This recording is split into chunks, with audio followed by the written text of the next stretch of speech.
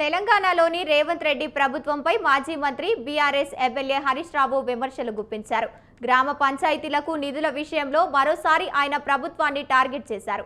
16 నెలలుగా రాష్ట్రంలో గ్రామ పంచాయతీలకు నిధులు విడుదల కావడం లేదని, జీపీ ట్రాక్టర్లను నడపలేక పంచాయతీ కార్యదర్శులు వాటి తాళాలను ఉన్నతాధికారులకు అప్పగిస్తున్నారని ధ్వజమెత్తారు. ఈ మేరకు ఎక్స్ వేదికగా హరీష్ రావు పోస్టు చేస్తూ కాంగ్రెస్ చెప్పిన మార్పు ఇదేనా రేవంత్ రెడ్డి గారు అని ప్రశ్నించారు. ఇది మార్పు కాదు, ఏ మార్పు అంటూ ఎద్దేవా చేశారు.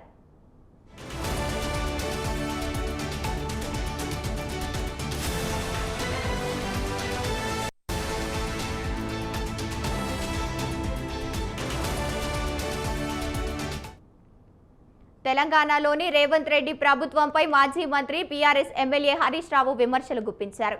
గ్రామ పంచాయతీలకు నిధుల విషయంలో మరోసారి ఆయన ప్రభుత్వాన్ని టార్గెట్ చేశారు.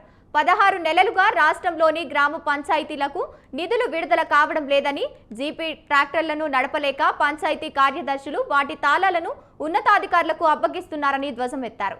ఈ మేరకు ఎక్స్ వేదికగా హరీష్ రావు పోస్టు చేస్తూ కాంగ్రెస్ చెప్పిన మార్పు ఇదేనా రేవంత్ రెడ్డి గారు అని ప్రశ్నించారు.